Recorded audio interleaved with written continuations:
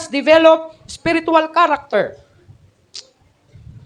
Unsa ang mga pagsulay? Mo develop sa ato ang spiritual character. God is more concerned about our character than our comfort. Mas concern ang Ginoo sa imuhang karakter, sa imong kinaiya, kaysa imuhang comfort nimo. Kining karakter nato gusto man gid nga usabon sa Ginoo. And usa sa pamaagi sa Ginoo para mausab atong karakter, tagaan kag pagsulay sa Ginoo. Basin hambugero ra kay ka. Mo nang i-down ka sa Ginoo para makamatngon ka nga taas ra kay kag lantaw sa imong kinabuhi o sa imong kaugalingon. Ingon ang pulong sa Ginoo, kung unsa kataas ang imong lupad, inaana pod kalalom ang imong hagbungan. Sulayon ang imuhang sulayon ka aron i-develop ang imong espirituhanong karakter. Para makabalo ka mutap nga diin nga mutungkad lang gyapon ang imong lapalapa diha sa yuta. Kay base nagunahuna ka nga taas na kaayo ka.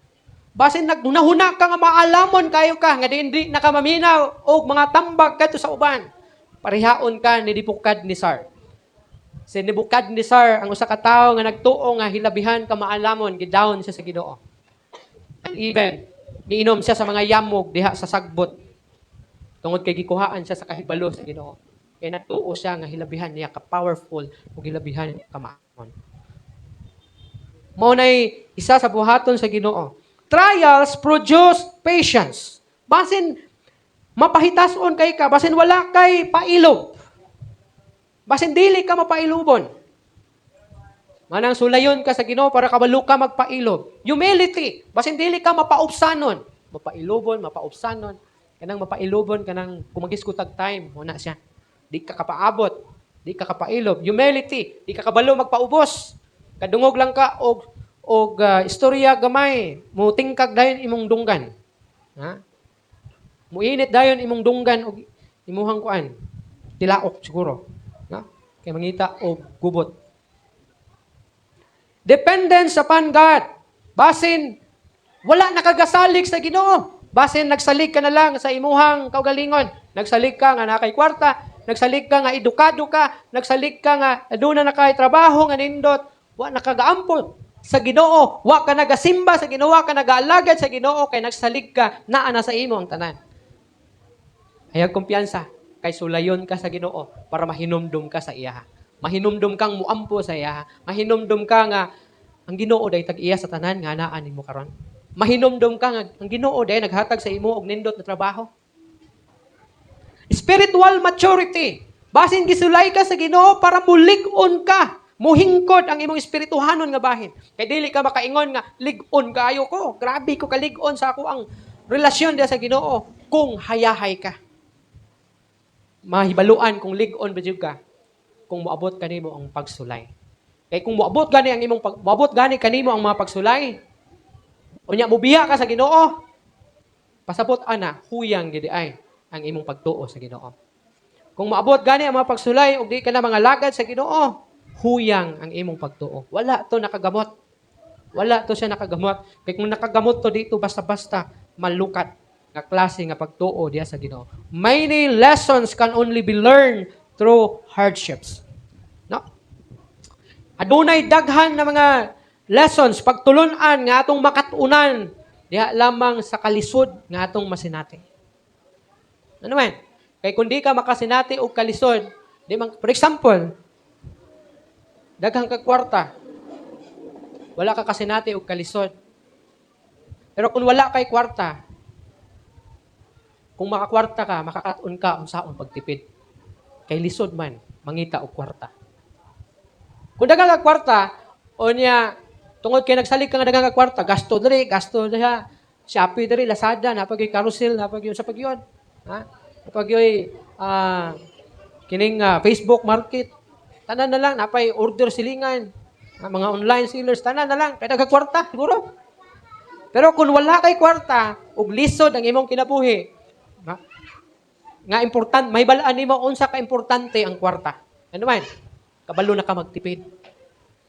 Imbis na mo order ka og way hinungdan, di na lang kay pangpalit og bugas kay wa nay sunod na kwarta. Lisod mangita og kwarta. Imagine mo, basta daghan og kwarta bisag naa kay sapatos, order pa gyud sapatos. Ano naman? Na may nagkwarta ka pa rin sapatos. Siguro yung balay siguro gabaha og sapatos siguro ang uban ninyo.